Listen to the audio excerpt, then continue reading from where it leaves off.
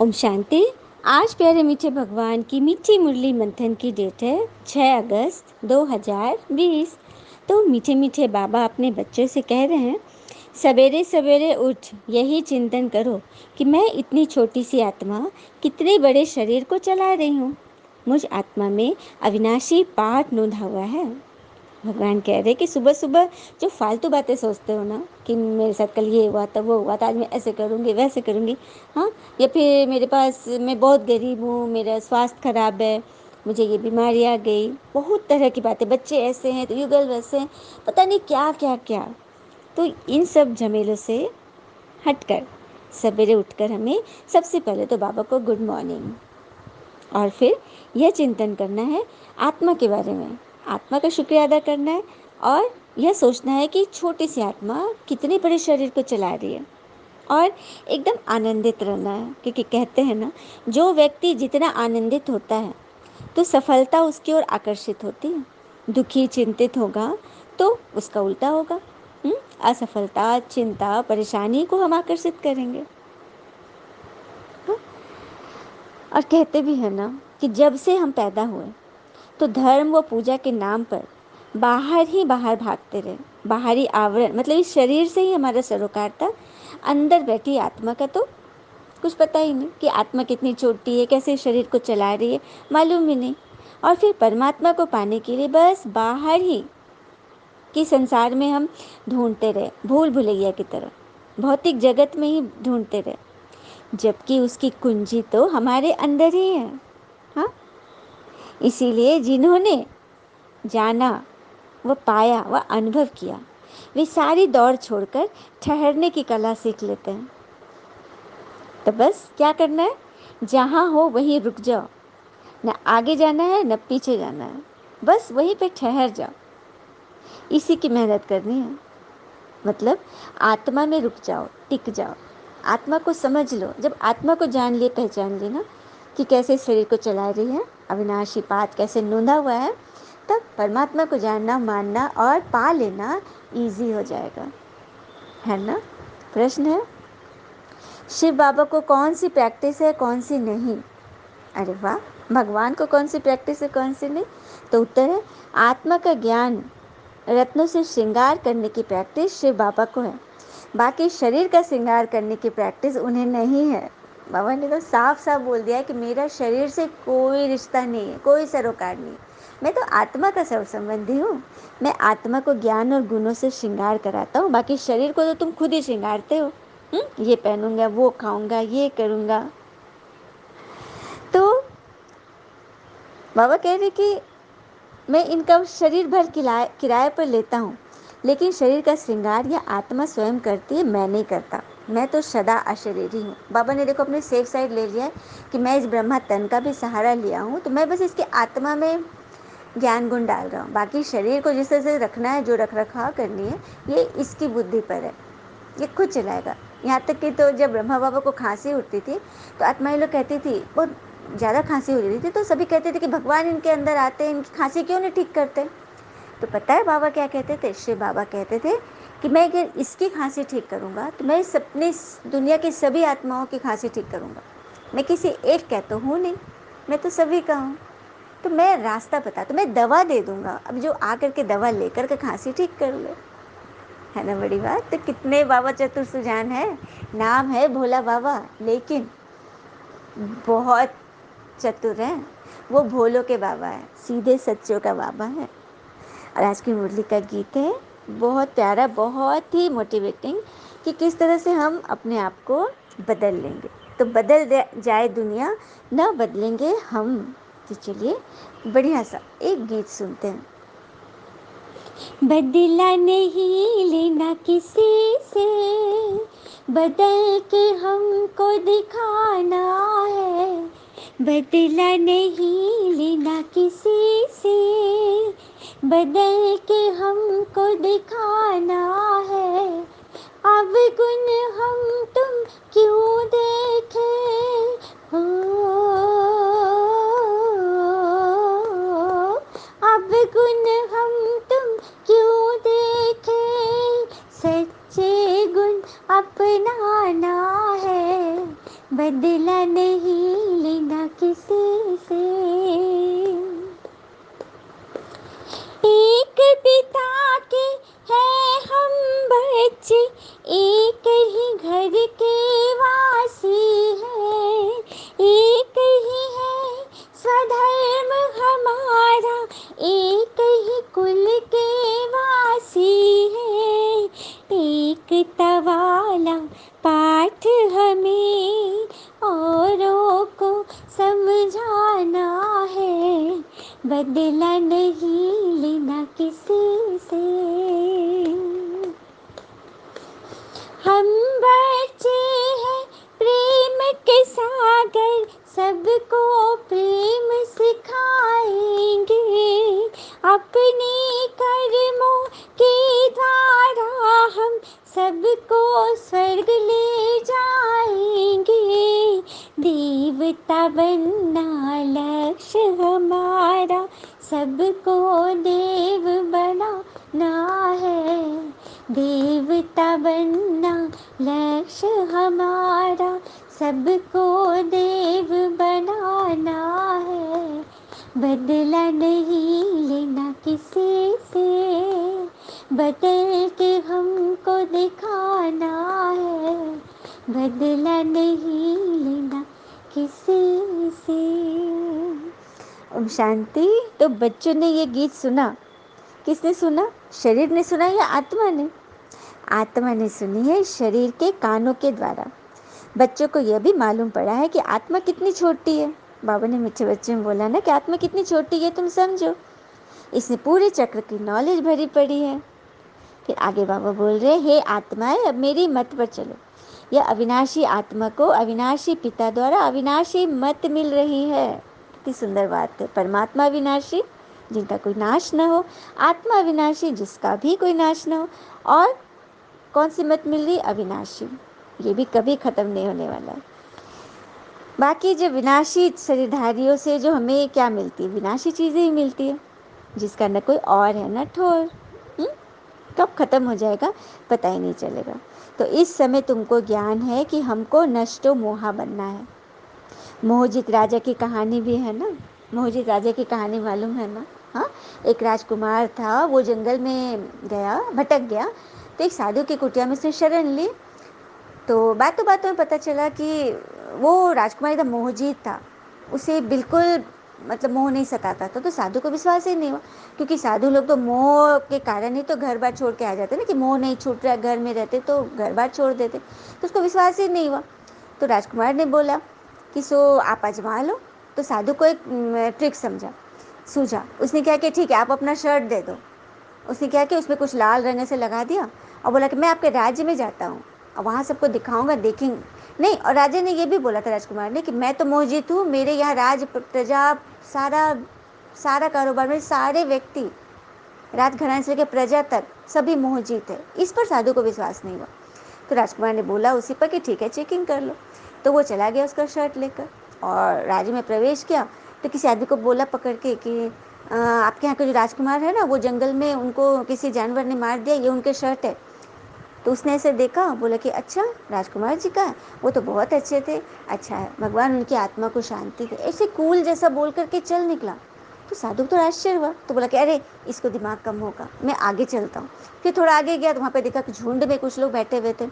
वहाँ पे जाके बोला कि सो देखिए देखिए आपके राजकुमार का ये कपड़ा मुझे जंगल में मिला है, किसी जानवर ने उनको मार दिया है। तो सब ना एकजुट होकर के हाथ ऊपर भगवान को सबने भगवान का शुक्रिया अदा किया कि राजकुमार का शरीर छूट गया है, भगवान उनकी आत्मा को शांति दो। उसके बाद सब अपने काम में लग गए। इसको बड़ा आश्चर्य लगा कि कैसा राज्य है। फिर नहीं, राजमहल में तो भाई बहन रानी राजा को तो जरूर परेशानी होगी। फिर वहाँ गया तो वहाँ पर दरबान से बोला, दरबान भी ऐसे बोला। फिर वहाँ जाके और अंदर गया, जो भी सुन रहा था सब भगवान से प्रार्थना कर रहा है कि उसकी आत्मा को शांति मिले, वो बहुत अच्छे उसके गुण गा रहा है सब, किसी को भी अफसोस नहीं हो रहा है। तो बहन भाई से नहीं, इन लोग को तो कष्ट होगा, लेकिन वो लोग भी बहुत अच्छे से लिए, नहीं माँ को जरूर होगा। फिर माँ के पास गया, माँ भी बोली अरे मेरा बेटा तो बहुत अच्छा था, लाल था, भगवान उसकी आत्मा को अवश्य शांति देंगे, वो एकदम सुख से रहेगा, जहाँ जाएगा अच्छे से रहेगा। मतलब राजा रानी जितनों से मिला वो उसको मुक्की खानी पड़ी। फिर वापस आया, उस साष्टांग किया राजकुमार को कि मैं समझ गया कि आप लोग सच में मोह जीत हो। मैंने आज तक न ऐसी बात सुनी, न देखी, न पढ़ी। तो ये बात है, राजा ने सही बोला था कि सभी नष्ट मोह है। तो बाबा भी यहाँ कह रहे हैं ना कि तुम्हें भी ऐसा नष्ट मोह बनना है। कोई भी बात हो जाए उसको बहुत इजीली लेना। देखो अब घटना तो घट गई, अब क्यों आया, कैसे आया, मेरे पर ही क्यों आया, मैं इतना बदनसीब हूँ, मैं इतनी ये हूँ, ये बीमारी हो गई, वो बीमारी, ये सोच सोच कर तो हम अपने आनंद को एकदम ख़त्म कर लेंगे और उसकी जगह विपरीत चीज़ हमें मिलेगी, क्योंकि हम अपने मन में जो फीड करेंगे वो वही तो भोजन करेगा ना, और से ही तो उसका स्वास्थ्य बनेगा ना। तो बस हमें सोचना है ना कि आगे हमें क्या करना है। फिर आगे बाबा बोल रहे कि याद करना है हमें कि ईश्वर पिता हमारे सम्मुख है, भगवान जो निराकार है हमें पढ़ाते हैं, लेकिन कैसे होते हैं बाबा, कैसे आते हैं, ये तुम जानते हो। हाँ, बाकी दुनिया तो कोई जानती नहीं। तो अभी तुम मेरी गोद में हो और फिर सत्युग में देवताओं की गोद में जाएंगे। यह ईश्वरीय गोद तुम्हें एक ही बार मिलती है। तुम्हारी बुद्धि में सारा ज्ञान है, तो तुम्हें अच्छी रीति से समझना है, औरों को भी समझाना है। और बाबा फिर आगे बोल रहे कि मैं तो गरीब निवाज हूँ, गरीबों की रक्षा करता हूँ ना। अभी तुम जानते हो कि तुम कितने साहूकार बन रहे हो। हाँ, आधा कल्प के लिए जितना चाहिए उतना धन ले लो, क्योंकि भोले भंडारी खुला खजाना लेकर आए हुए हैं, परंतु पुरुषार्थ पूरा करना पड़ेगा। गफलत नहीं करो। बाबा बार बार कहते कि बच्चे गफलत नहीं चलेगी यहाँ, यहाँ तो तुम्हें अच्छी रीति पढ़ाई करना है। हाँ, जैसे कि एक बार एक बच्चे पर बहुत बहुत वो होनहार था, पढ़ाई में बहुत अच्छा था, हमेशा थ्रू और फर्स्ट करता था। उसके जितने भी उसके परिवार के लोग थे, अगल बगल के लोग, सबको उस पर इतना भरोसा हो गया कि यह बच्चा तो एकदम माँ बाप का आगे चलकर नाम रोशन करेगा, बहुत लायक बच्चा है।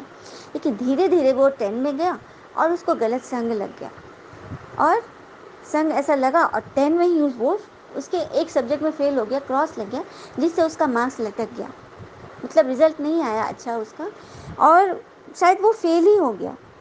और इस कारण से जो घर के लोग इतना उसको उम्मीद किए थे, सब कुछ किए थे, वो इतना तकलीफ़ में गया कि वह तो डिप्रेशन का शिकार हो गया, एकदम डिप्रेशन का शिकार हो गया।